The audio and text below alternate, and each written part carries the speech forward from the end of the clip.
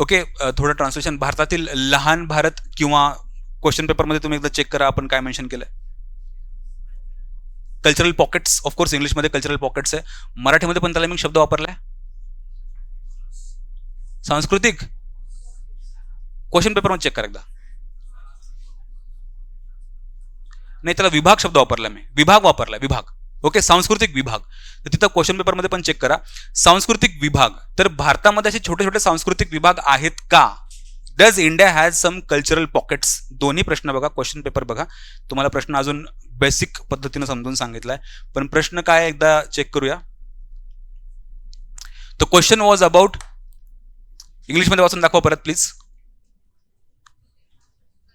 Yes, do we have cultural pockets in India? Okay, ज्याला मराठीमध्ये आपण शब्द वापरतो की सांस्कृतिक काही विभाग भारतामध्ये आहेत का? आधी हा संकल्पना, ही कन्सेप्टच तुम्हाला नवीन आहे, त्याबद्दल मला इंट्रोड्यूस करू द्या. तुम्ही जर भारताची संस्कृती ऑब्झर्व केली तर यू विल ऑब्झर्व दॅट की इंडिया हा सांस्कृतिक दृष्ट्या एक बहुलतावादी राष्ट्र आहे. काय तो? एक प्लुरल सोसायटी आहे. We do have an number of cultures in Indian society.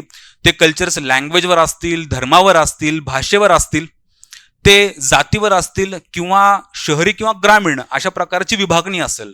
उत्तरेकडे जा तुम्हाला वेगळा संस्कृती दिसेल, दक्षिणेकडे जा तुम्हाला वेगळं पॉकेट दिसेल, तुम्ही साऊथला जा, ईस्टला जा, वेस्टला जा, तुम्हाला पॉकेट्स वेगवेगळे दिसतील. तर भारतामध्ये सांस्कृतिक वेगवेगळे विभाग आहेत का, ह्यावर तो प्रश्न आहे. सो प्लीज एकदा प्रश्न नीट वाचा, मग मी त्याला एक्सप्लेन करतो की आपल्याला ह्यामध्ये काय लिहिणं एक्सपेक्टेड आहे. सांस्कृतिक विभाग संपूर्ण भारतभर पसरलेले आहेत का? Elaborate. The question was about elaborate. इलॅबोरेटला मराठीमध्ये आपण शब्द वापरतो उदाहरणांसह स्पष्टीकरण द्या किंवा स्पष्टीकरण द्या. इंग्लिशमध्ये दोन शब्द आहेत, एक एक्सप्लेन आणि दुसरा इलॅबोरेट. परत बघा, कमांडची तुम्हाला ओळख करून देतोय. एक्सप्लेनचा अर्थ असतो त्याला स्पष्टीकरण देणं, पण जेव्हा शब्द येतो इलॅबोरेट तेव्हा तुम्हाला आयोगाकडनं एक्सपेक्टेड आहे की तुम्ही फक्त स्पष्टीकरण देऊ नका, उदाहरणं पण सांगा. Wien the word will arise elaborate, ह्याचा अर्थ असतो उदाहरणांसहित स्पष्टीकरण द्या. Rather the focus is more on the उदाहरणं. आणखी एक शब्द असतो सबस्टॅन्शिएट. शब्द काय असतो आणखी एक इंग्लिशमध्ये? सबस्टॅन्शिएट. त्याचा पण सेम मिनिंग असतो, उदाहरणासहित स्पष्टीकरण देत असतो. Okay, so point is that की ह्या प्रश्नामध्ये तुम्हाला do we have cultural pockets of small India all over the nation, elaborate with examples. त्यांनी इलॅबोरेट करायला सांगितलंय, स्पष्टीकरण पण द्या, एक्झाम्पल पण सांगा. You can do it, but तुमची आयडिया सिम्पल करून द्याला. म्हणजे त्याला विचारायचं काय फक्त की कुठले कुठले सांस्कृतिक विभाग भारतामध्ये वेगवेगळ्या ठिकाणी आहेत. Look at this. सिम्पल आहे हा प्रश्न बाय द वे, पण तुमचा प्रादेशिकतेवर जास्त भर दिसतं, तर आपण त्याला पण बोलूया. क्वेश्चन जो होता, ह्या क्वेश्चनचा स्ट्रेट फॉरवर्ड डिमांड जी होती की भारतामध्ये असे स्मॉल इंडिया, छोटे भारत, लहान भारत है ना, एक त्याला लघु भारत हा पण शब्द आपण वापरू शकतो, लघु भारत निर्माण करणारे सांस्कृतिक विभाग आहेत का? काय आहेत का? सांस्कृतिक विभाग ज्यानं लघु भारत, एक स्मॉल इंडिया तयार होतोय, असा आहे का? So yes, we do have that. Okay, आणि दुसरा त्यानं काय विचारलंय? Elaborate only. त्यामध्ये कुठलंही निगेटिव्ह पॉइंट किंवा क्रिटिसाइज करणं किंवा अनालाइज करणं काहीही एक्सपेक्टेड नाहीये. स्ट्रेट फॉरवर्ड लिहायचं की भारतामध्ये कुठे कुठे कुठल्या कुठल्या डायमेन्शन्सवर वेगवेगळे सांस्कृतिक विभाग दिसतात. तर माझं जनरल स्ट्रक्चरिंग कसं असलं असतं, तर मी इंट्रो आणि कन्क्लुजनला एक जागा दिली असती, 25-25, 30-30 वर्ड्सची एक, आणि फक्त इथं लिहिलं असतं की भारतामध्ये विविध है ना सांस्कृतिक विभाग किंवा कल्चरल पॉकेट्स कुठले कुठले आहेत.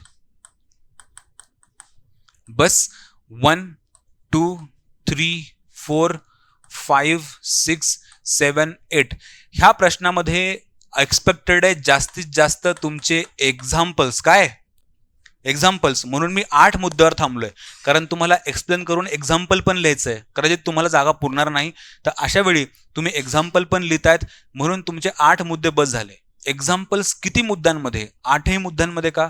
शक्यतो ट्राय करा टाकण्याचा, पण कुठेतरी 5-6 मुद्द्यामध्ये तरी एक्झाम्पल येऊ द्या. ओके, येऊ द्या. असं तुम्हाला जमू शकतं का?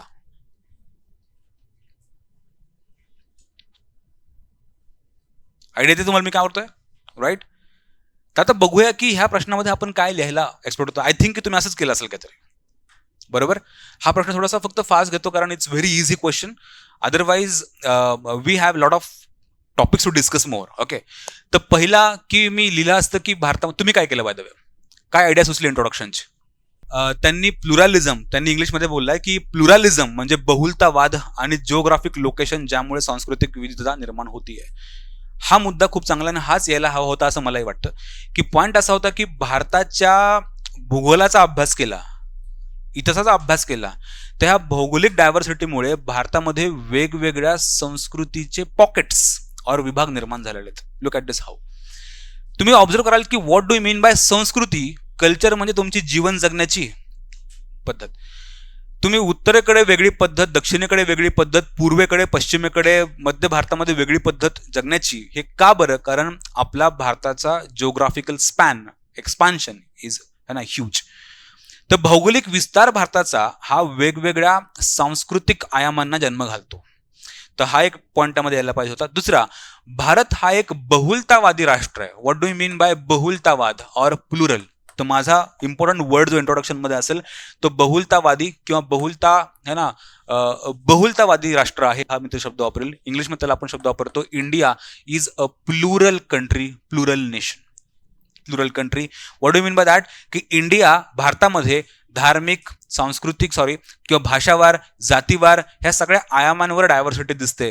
अँड ॲडिशनली भारताचा जो भौगोलिक विस्तार आहे हा भौगोलिक विस्तार प्रचंड असल्यामुळे, ह्या प्रचंड भौगोलिक विस्तारामुळे भारतामध्ये वेगवेगळ्या भौगोलिक प्रदेशामध्ये वेगवेगळे सांस्कृतिक विभाग निर्माण झालेले आपल्याला दिसतात. पटलं? तो इंट्रोडक्शन काय पाहिजे होतं? इंट्रोडक्शन म्हणजे भारतामध्ये वेगवेगळे. वन मोर, ह्याच्यामध्ये काही इनोव्हेशन करणं शक्य होतं का, जे की तुम्ही रेग्युलर, ओके ऑफकोर्स की तुम्ही असं इंट्रोडक्शन कराल, पण काही पॉसिबिलिटी का की तुम्ही इथे इनोव्हेट करू शकता, काहीतरी चेंज, एस्पेशली इन इंट्रोडक्शन. तुम्ही मॅप काढू शकले असते. विचार करायचा, कधीही जिओग्राफीतच फक्त मॅप काढणं आवश्यक नसतं. जर हिस्ट्रीमध्ये, सोसायटीमध्ये जरी मॅप काढण्याचा चान्स मिळाला तरी बिनधास्त काढा. कसं केलं असतं मी? इमॅजिन करू की हे माझं पहिलं पेज आहे. ह्या पहिल्या पेज मधला जो इंट्रोडक्शनचा पार्ट आहे, मी इथे हा स्पेस रिझर्व ठेवला असता, बॉक्स काढला असता, छोट्या साईजमध्ये भारताचा मॅप काढला असता. ओके, छोट्या साईजमध्ये भारताचा मॅप काढला असता. इथे लिहिलं असतं की भारताची बहुलतावादी तत्वे आणि भौगोलिक विस्तारामुळे सांस्कृतिक पॉकेट्स निर्माण झालेले आहेत, फुल स्टॉप. ठीक. आणि इथे काय केलं असतं की इथे असे पॅचेस दाखवले असते, पॉकेट्स. ओके, ही संस्कृती वेगळी, ही संस्कृती वेगळी, ही संस्कृती वेगळी. बस टू लाईक अ डायग्राम काढली आहे, सांस्कृतिक पॉकेट दाखवलेत आणि ह्याला नावं दिले असते की उत्तर भारतीय संस्कृती, ईशान्य भारतामधली संस्कृती, दक्षिण भारतातली संस्कृती आहे ना, मध्य भारतातली आदिवासी संस्कृती, असे मी पॉकेट्स लिहिले असते. आणि इथं नाव लिहिलं असतं फिगर की भारतातील विविध सांस्कृतिक काय काय ते पॉकेट्स नाही रे, विभाग. Pockets in English, cultural pockets. होऊ शकलं असतं. अर्धा मार्क इथंच तुमचा वाढून गेला. हे शक्यतो डोक्यात आणायचं की आपण काय इनोव्हेट करू शकतो. So map can be innovation here. Okay, otherwise आपण काही विशेष व्हॅल्युएशन केलेले नाही, पण मॅप टाकला आणि कल्चरल पॉकेट दाखवलेत. हो, इंट्रो मध्ये पण मॅप टाकू शकतो, काहीच बंधन नाही. इंट्रो मध्ये सुद्धा मॅप येऊ शकतो, इंट्रो मध्ये ग्राफ येऊ शकतो, इंट्रो मध्ये डायग्राम येऊ शकते. कित्येक विद्यार्थ्यांच्या, खूप चांगल्या चांगल्या पोरांचे मी लोकांकडनं शिकलोय इंट्रो मध्ये. फॉर एक्झाम्पल लेट्स से की मी सरळ सरळ भारतामधील इंट्रोडक्शन का टाकलं असतं, नवीन काहीतरी करायचं, मला रेग्युलर नाही करायचं की इंट्रो, बॉडी, कन्क्लुजन, पुन्हा तोच पॅराग्राफ, तसं स्ट्रक्चर. गमत बघा, मी फिलॉसॉफी सांगतो. तुमच्या जिल्ह्यामध्ये फ्लड झाले, सेम स्ट्रॅटेजी वापरली. तुमच्या जिल्ह्यामध्ये दुष्काळ आला, तुम्ही पण सेम स्ट्रॅटेजी वापरली. तुमच्या जिल्ह्यामध्ये अतिरेकी हल्ला झाला, तुम्ही पण तीच same strategy. Point is that जेव्हा प्रॉब्लेम बदलतात तेव्हा तुमचे स्ट्रॅटेजीज बदलतील. You should be dynamic enough to change according to the questions, to change the answers. ज्या प्रश्नाची जी डिमांड आहे, जिथे ते बेस्ट सूट होतं ते तुम्ही बेस्ट वापराल. जर तुम्ही ठरवूनच आले की ही स्ट्रॅटेजी, कुठलाही प्रॉब्लेम येऊ दे, कोविड येऊ दे, पुतीन येऊ दे, कुणी येऊ दे, तर तो मी सेम पॉईंट वापरेल, सेम स्ट्रॅटेजी असेल, सेम सिक्युरिटी असेल, हे जमणार नाही. सो बेसिकली तुम्हाला तुमच्या क्वेश्चनच्या डिमांडनुसार बदलावं लागेल. तो इट्स पॉसिबल, कम्प्लिटली पॉसिबल. बिंदास विश्वास ठेवू शकतो. Graph can be idea. हां, इथं मी काय केलं असतं, सांस्कृतिक विभाग दाखवले असते 1 2 3 4 5, पण इथं सरळ सरळ असं चित्र काढलं असतं आणि मग सुरू केलं असतं माझं बॉडी. हे पण असंही मी करू शकलो असतो, पण मला वाटतं की ह्यापेक्षा हे बेटर आहे. Okay okay. आणि ही जी डायग्राम आहे ही मागच्या इंट्रोडक्शनपेक्षाही बेटर आहे. आपण दोन्ही लिहिलं, डायग्राम पण टाकली. दुसरा, सांस्कृतिक पॉकेट्स कुठले कुठले दाखवले, कल्चरल विभाग कुठले दाखवले, की असं लिहिलं सरळ सरळ, भारतामधील है ना उत्तर भारतीय संस्कृती हा एक पॉकेट आहे. तुम्ही दक्षिण भारतीय किंवा द्रविडियन संस्कृती हा एक पॉकेट आहे. एक्झाम्पल लिहिलं तिथं की बघा, एक्झाम्पल म्हणून टाकलं की कॅर्नेटिक म्युझिक इन साऊथ इंडिया. खाद्य संस्कृती फॉर एक्झाम्पल तुम्ही सरळ सरळ मेन्शन करा, डोसा, इडली हे ना, ही खाद्य संस्कृती देखील साऊथ इंडियामध्ये आहे. नंतर ईशान्य, हा बरोबर, कल्चरल पॉकेट्स दाखवतोय मी, कुठले कुठले कल्चरल पॉकेट्स आहे. ईशान्य भारत, नॉर्थ ईस्ट इंडिया, मध्य भारतामधली, हा हा चालेल, आदिवासी, हे आधी मी रिजन मेन्शन करतो. मग भाषावार है ना, की इथे पण पॉकेट्स आहेत भाषावार. फॉर एक्झाम्पल मराठी भाषिकांचा हा महाराष्ट्र, गुजराती भाषिकांचा गुजरात. चला, फेस्टिवल्स, सणवारानुसार देखील माझ्याकडे सांस्कृतिक पॉकेट्स आहेत. डान्सवर पण होऊ शकतं, म्युझिक डान्सवर पण माझ्याकडे कल्चरल पॉकेट्स आहेत. ऍडिशनली शहरी भागामध्ये देखील उपसंस्कृती आहेत. हा, हे पण एक, शहरी आणि ग्रामीण असे दोन वेगळे पॉकेट्स आहेत. शहरी संस्कृती वेगळी, ग्रामीण संस्कृती वेगळी.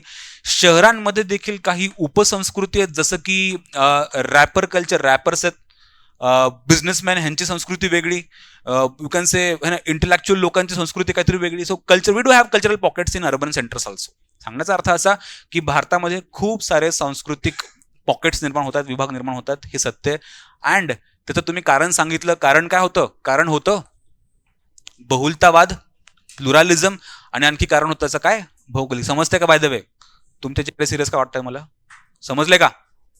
हा, भौगोलिक विस्तार मोठा आहे. दुसरा, बहुलतावादी राष्ट्र आहे, म्हणून हे कल्चरल पॉकेट्स आहेत. कन्क्लुजन काय असलं असतं?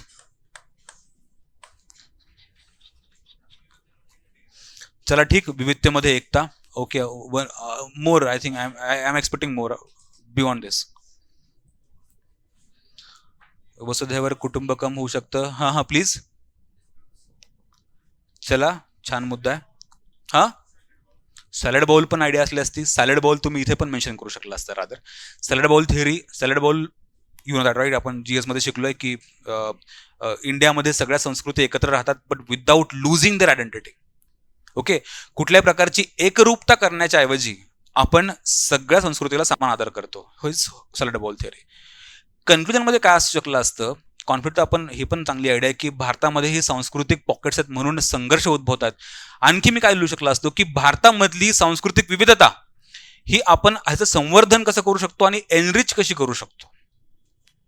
मी काय करू शकलो असतो कन्क्लुजन, की मी कल्चरवर बोललो तर मी ह्यावर बोललो असतो की भारतातील सांस्कृतिक जे वैविध्य आहे, ह्या सांस्कृतिक वैविध्याचं जतन कसं करू शकतो आणि ह्याला कशा पद्धतीनं आपण अजून एनरिच करू शकतो, ह्यावर मी बोलू शकलो असतो.